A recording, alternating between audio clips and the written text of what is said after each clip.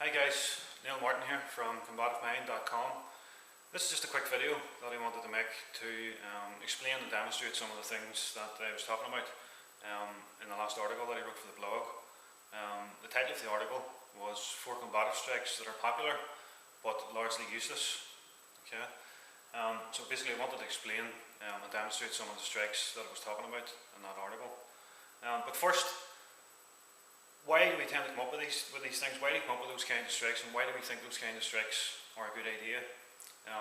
When in reality they tend to fall way short when you try to put them into practice in real situations. I think what happens is you tend to come to places like this, gyms, dojos, whatever. You come to places like this, week in, week out, and after a while, these kind of training environments tend to take on their own characteristics. They start to become their own wee world in a way, and you start to operate under a different rule set. In other words, you tend to make your own rules up as you go along. Rules that only apply to the training environment, but don't necessarily apply outside there in the real world. Okay, so the techniques that I'm about to talk about, those kinds of things tend to creep in to your training because they seem like a really good idea on the training floor. They seem like a really good idea, and you'll work them, and you'll pressure test them and all the rest of it, and they'll seem really great and seem really workable, but in reality, like I just said, they fall way short of being of any use in a real situation. Okay, and I think what happens, as I've spoke about in previous articles, in environments like this, reality dyslexia tends to creep in, and I don't care who you are, it happens to everyone. Alright? We all tend to train stuff that is dubious, to say the least, as far as being applicable for the real world. But that's what happens in environments like this. So I think you have to be very, very careful about the kind of training that you're doing, and you have to constantly check. You have to constantly check what you're doing, and take note of what you're doing all the time to make sure that reality dyslexia hasn't crept in, or you're training stuff that is largely useless or largely pointless. Okay.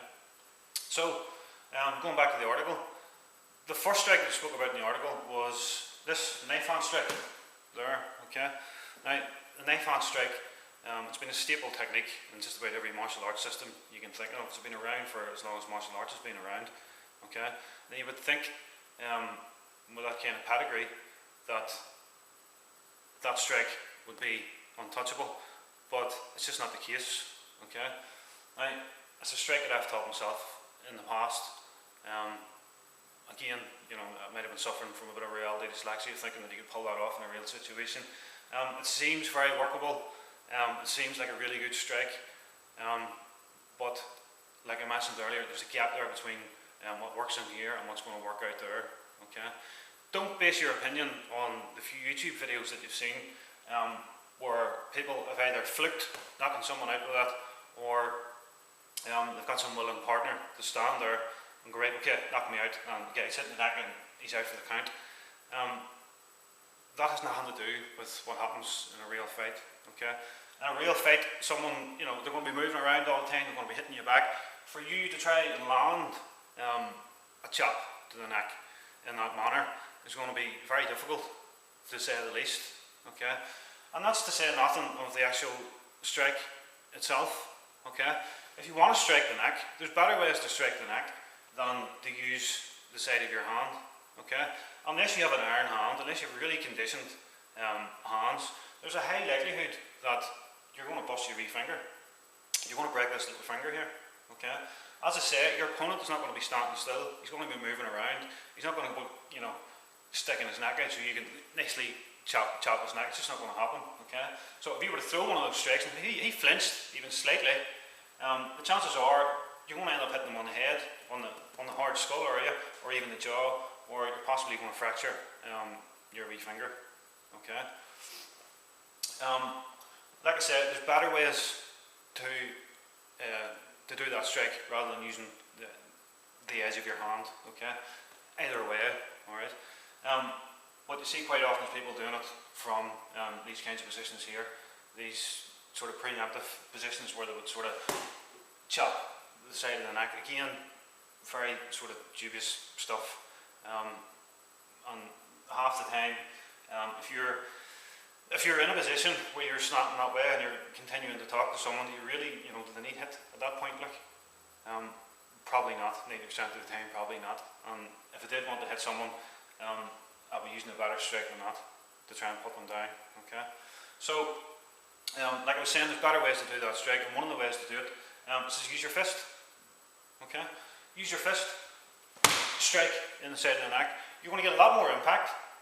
And it's much safer for your hand. You're not going to bust your wee finger, you're not going to break your wee finger. Okay, the same way that you may do like that. Okay, so that way delivers a lot more impact. So if I did want to hit someone on the side of the neck, that's the strike that I would be using. Okay, and even if I missed, even if I hit on the side of the head, it's not going to make much difference to my hand, right? Because it's nicely cushioned and can take quite a lot of impact, so I'm not really worried about busting my hand open. Alright, so even if I miss, hit him on the jaw, hit him in the head, neck, anywhere at all, I'm going to have some sort of effect. I'm going to do some sort of damage. Okay, which you're not really going to get with that kind of strike. Alright, so again, it may seem like almost like anathema to say that the knife hand strike is useless, but in reality, it is. Okay. That's just all there is to it. It is. It's a strike that I would never attempt myself out in the street. Like I said, if I was going to do anything like that, I would be using my fist, alright? Or I would just do a completely different strike. Okay. Many people feel the need to get creative with these strikes, and I have done myself in the past. I've come up with all sorts of little strikes that seem really cool in these kind of environments, but in reality you just wouldn't use them outside. Okay, they're fun to train. They might have certain benefits in the training context, but in a real situation, you're not going to take a chance using them. Right? You're going to stick with basic techniques that they're high percentage. You know we're going to work, and they're not going to leave you too open should you happen to fuck them up. All right.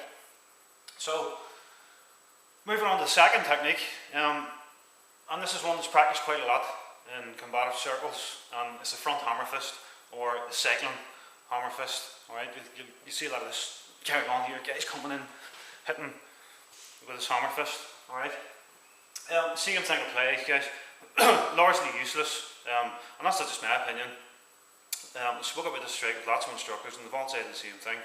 Largely useless. Okay, but it doesn't stop it being taught widely across the world by various combative groups. Okay, if we look at the strike itself, the only thing that it has going for it really is the fact that it's using his fist. Alright, but again, if I wanted to strike someone on the face, that's not the strike that I would be using. Okay, I don't like the trajectory of it for a start. Right, a hammer fist to me is a downward strike. Okay, that's the motion. It's moving downwards. It's not meant to be used in a forward motion. And again, if your opponent is going to be moving around, he's going to be hitting you back, which he is going to be. Try and land that against someone who's doing that. Alright? It's okay if you're doing it on the likes of this ball ball here where you're just slapping it in. But, who in reality is going to let you do that to them? Alright? At the very least, they'll cover their head, they'll drop their head down. So all you're left to hit is just the top of the head. You're not really going to do much damage, right? Far better, if I want to hit someone on the head, I'm going to use a palm strike, or I'm going to use a fist. I'm going to use one of those strikes that I know is going to deliver a lot of impact. Certainly a lot more impact than that. Okay, so that one's out for me. I don't like it. And really, if that cycling motion is something that appeals to you, right? Well then, just use your ordinary fist. Punch instead of doing a hammer fist. Okay, so what you can end up doing, you can do this, strike, strike, strike. That's much more effective than doing that. Okay, because you're going to get more impact with the fist. There's also the fact that it's going almost straighter into the target. That's not. That's going down the ways where it's going to probably slip off his face if it connects at all. Okay, so if you want to use that cycling motion, use sort of choppy punches, chopping in. Okay, rather than that. Okay. Now, The next strike, this one I don't understand at all. I've seen a few instructors teach this strike. It's called the face smash. Right? Basically, it's this where you're slapping the hand into the face. Right? Again, it looks good. It looks like it could be effective, but in reality, I don't think so. Okay? Think about it. Alright? What damage are you going to do with that? Really? You're going to irritate his nose a wee bit, as I said in the article. Right? That's roughly about it. If you're lucky, you might get your fingers into his eyes. Not much more than that. Against a really determined, adrenalized opponent, hardly what you would call a fight stopper. Alright? At the best, right? At best, that's distraction. That's it. Right? It's just a distraction maybe to follow up with a palm strike or something a wee bit more substantial. But again, if you can hit someone like that, why not hit with full impact with a palm strike or a fist or even an elbow, anything at all, anything like that. Alright, to me that's just a waste of time. No point in doing that at all. Alright? The other way I've seen people doing it is almost like a distraction off the lead arm, which in certain contexts it might work, alright, but you don't have to make a big deal out of it, right? If you want to do that kind of distraction, just cover their face there, okay? There's one instructor I trained with, he used to knock people out like this, right? That was his thing. He used to cover their face and then do that strike into the side of the neck to knock them out, okay? So again, that face smash, whatever way you want to call it, lead arm, rear arm, not really up to much as far as I'm concerned, okay? The last strike that I spoke about in the article was the downward elbow strike, okay? Nothing wrong with downward elbow strikes, very useful, but it's the way that people do them that kind of makes them useless, okay? Most people do them in this manner here, where they're just sort of jabbing down with the arm, okay? You're not really going to do a great deal of damage by striking in that manner, okay? Not really going to do a whole lot of damage.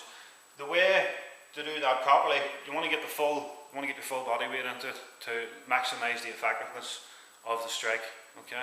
And the way to do that is simply turn your hip here and then drive down with the elbow, okay? I used to do that as well until I did some training with Mick Cook, and Mick actually explained that to me, and when I seen it I went, oh, fuck, holy shit, right enough. It makes a hell of a difference to the strike, and it makes so much sense. All you're doing, as I say, if you're indexing or referencing or whatever with the one arm here, turn your body up onto your tiptoes if you want to get the full stretch, and then basically just drive your body weight down with the elbow. Alright, you want to get a lot more power than just jabbing with the elbow that way there. Okay, so with most of these strikes, doesn't matter what it is, palm strike, downward elbow, you want to load the strike up as much as possible.